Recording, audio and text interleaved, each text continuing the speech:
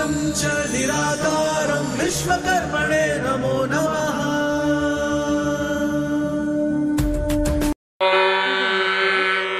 श्रीगुरुभ्यो नमः। हरिः ओम्। यो देवानां प्रथमं पुरस्ताद् विश्वाधियो रुद्रो महर्षिः हिरण्यगर्भं पश्यत जायमानगं सनो देवः शुभया स्मृत्या संयुनक्तु यस्मात् परं नापरमस्ति किञ्चित् यस्मान्नाणीयो न ज्यायोऽस्ति कश्चित् वृक्ष इव स्तब्धो दिवि तिष्ठत्येकस्तेनेदं पूर्णं पुरुषेण सर्वम् न कर्मणा नः प्रजया धनेन त्यागेनैके अमृतत्वमानशुः परेण नाकं निहितं गुहायां विभ्राजते यद्यतयो विशन्ति वेदान्तविज्ञानसुनिश्चितार्थाः संन्यासयोगाद्यतयः शुद्धसत्त्वाः ते ब्रह्मलोके तु परान्तकाले परामृतात् परिमुच्यन्ति सर्वे दह्रं विपापं परमेष्मभूतं यत्पुण्डरीकं पुरमद्य सग्रस्तम् तत्रापि दह्रं गगनं विशोकस्तस्मिन् यदन्तस्तदुपासितव्यम् यद्वेदादो स्वरः प्रोक्तो वेदान्ते च प्रतिष्ठितः तस्य प्रकृतिलीनस्य यः परः स महेश्वरः चरणं पवित्रं विततं पुराणं येन भूतस्तरति दुष्कृतानि तेन यः परः स महेश्वरः चरणं पवित्रं विततं पुराणं येन भूतस्तरति दुष्कृतानि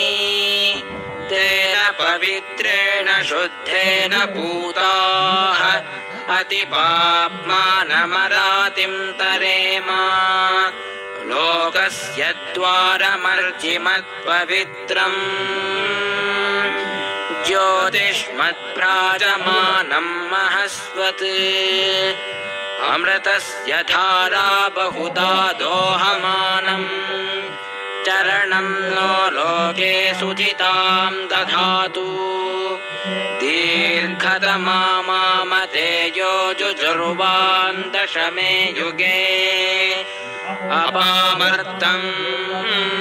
यतीनां ब्रह्मा भवति सारथिः ॐ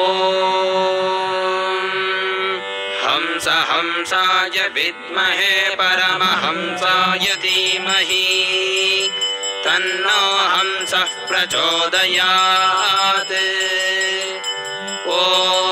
शान्तिः शान्तिः शान्तिः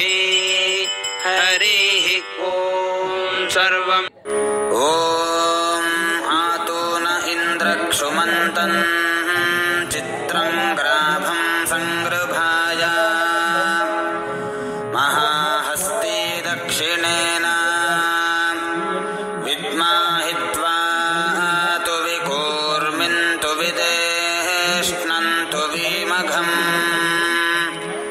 तु विमात्रमवोभिः न हि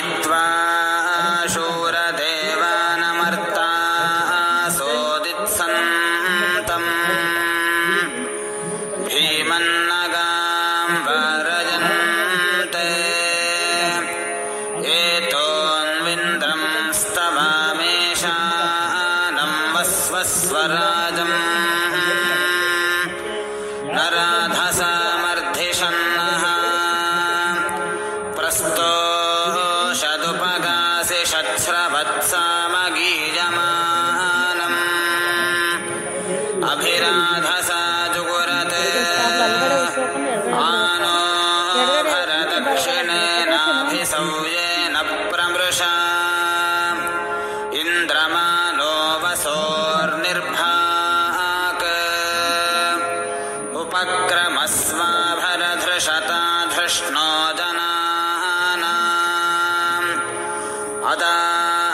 अदाशोष्टरस्य वेदाः इन्द्रय उनुते अस्ति वाजो विप्रेभिः सनित्वः अस्माभिः सुतं सनुहि सद्यो जुवस्ते वाजा अस्मभ्यं विश्वश्चन्द्राः ईश्च मक्षुजरन्ते निषुसीद गणपते गणेषु त्वामाहुर्विप्रतमं कवीनाम् नरुते त्वत्क्रियते किञ्चनारे महामर्कं मघवं चित्रमर्च अभिख्यानो मघवन्नाधमानां सखे बोधि वसुपते सखीनाम् रणं गृधिरणकृत्सद्यशुष्मा भक्ते चिता भजा राये अस्मान् गणानां त्वा गणपतिं हवामहे कविं कवीनामुपमश्रवस्तमम् ज्येष्ठराजं ब्रह्मणां ब्रह्मणस्पत नः शृण्वन्नोतिभिः सीदसादनम् ॐ शान्तिः शान्तिः शान्तिः यस्ते मन्यो विधद्वज्रसाजकसः ओजः पुष्यति विश्वमानुषक् साह्यामदा सवार्यन्त्वजा आयुजा सहस्कृतेन सहसा सहस्वता मन्युरिन्द्रो मन्युरेवासदेवो मन्युर्होता वरुणो जातवेदाः मन्यो विष ईळते मानुषीर्याः पाहिनो मन्यो तपसा सजोषाः अधीः मन्यो तपसस्तवीयान् तपसा युजा विजहि शत्रून्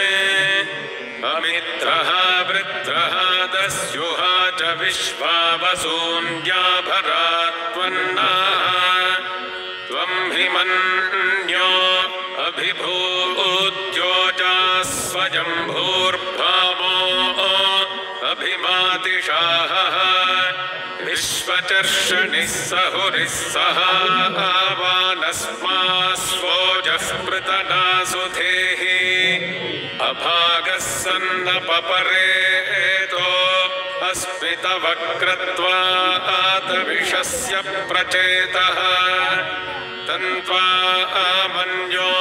अक्रतुर्जिहीळाहं स्वातनोर्बलतेजायमेहि अयन्ते अस्म्युपमे ह्यर्वाङ् प्रतीचीनः सहुरे विश्वधायः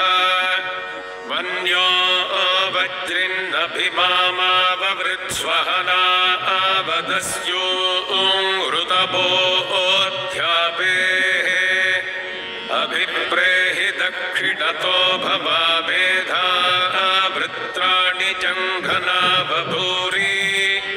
जुहोमिते धरुणं मध्वो अग्रमुभा उपांशु प्रथमा पिबावा त्वया मन्यो सरथमारुजन्तो हर्षमाणासो धृषिता मरुत्वः दिग्मेषवायुधा संशिशाना अभिप्रयन्तु नरो अग्निरूपाः अग्निरिव मन्योद्विषितः सहस्वसेनानीर्नः सहुरे हूत एथि हत्वा च शत्रून् विभजस्व वेद ओजो मिमानो विमृधो नुदस्व सहस्वमन्यो अभिमातिमस्मे रुजन् मृडन् प्रमृडन् प्रेहि शत्रून् उग्रन्ते वाजो नन्वारुरुद्धे वशीवशन् नयस एकजत्वम् तामसि मन्यवीलितो विषंयुधरे संशिशाधि अकृत्तरुत्वया आयुजा वयं द्युमन्तं घोषं विजयाय कृण्महे विजेशकृदिन्द्र इवानवप्रभो ओस्माकं वन्यो अधिपा भवेह प्रियन्ते नाम सहुरे गृणीमसि विद्वातमुत्संयत बभूथ आभूत्या सहजा वज्रसाजगसहो बिभर्ष्य विभूत उत्तरम् कृत्वा नो मन्यो सह मेद्येधि महाधनस्य पुरुहूत संसृजी संसृष्टं धनमुभयम् समाकृतमस्मभ्यम् दत्तां वरुणश्च मन्युः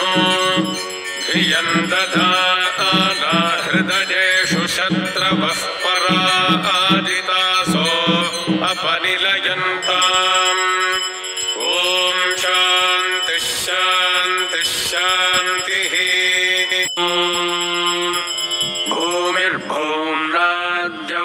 भूमिर्भूम्राद्यौर्वरिणान्तरिक्षं महित्वा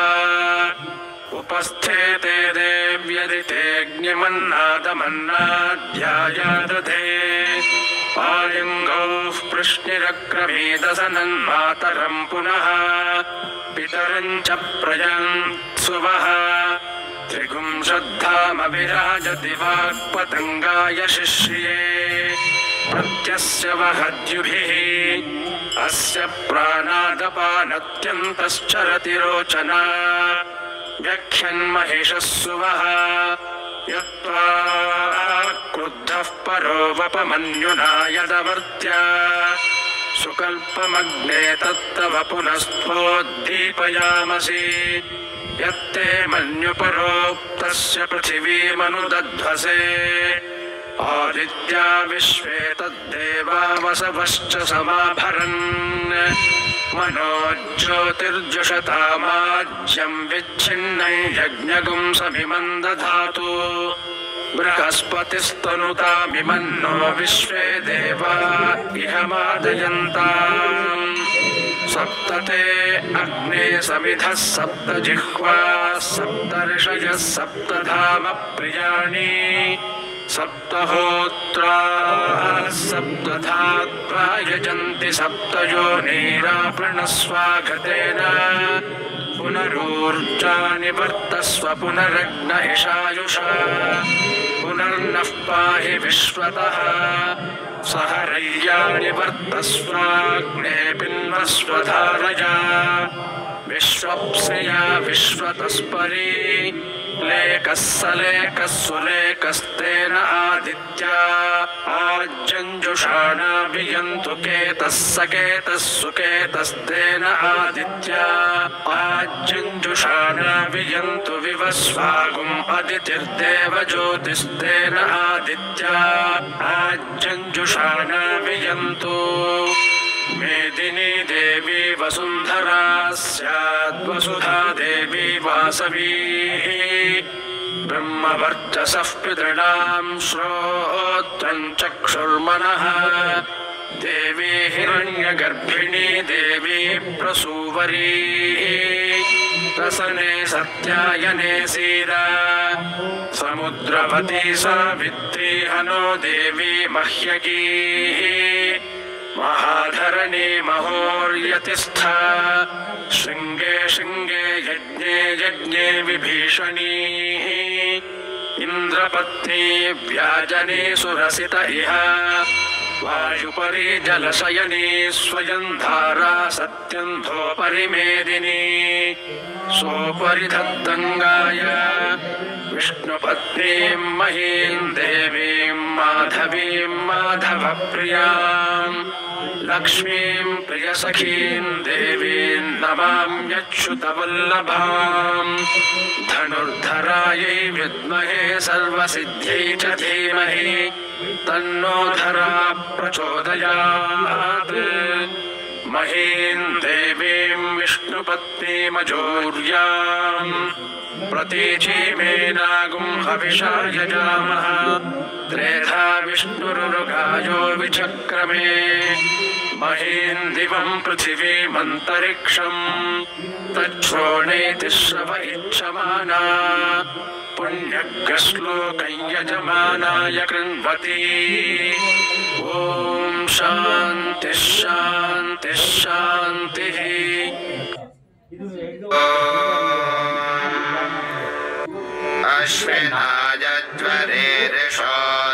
अश्विनायज्वरेरिषोत्रपत्पाणेषु भस्पते पुरभुजा च नस्यरम् अश्विना पुरुदं ससानराशवेरयाधिया दिष्ण्यावनतङ्गिराः दस्राजुभागवः स्वधाना सत्या भृक्तबर्हिषः आयातं रुद्रवर्तने इन्द्रायाहि चित्रभानो सुता इमे त्वाजवाः अन्वे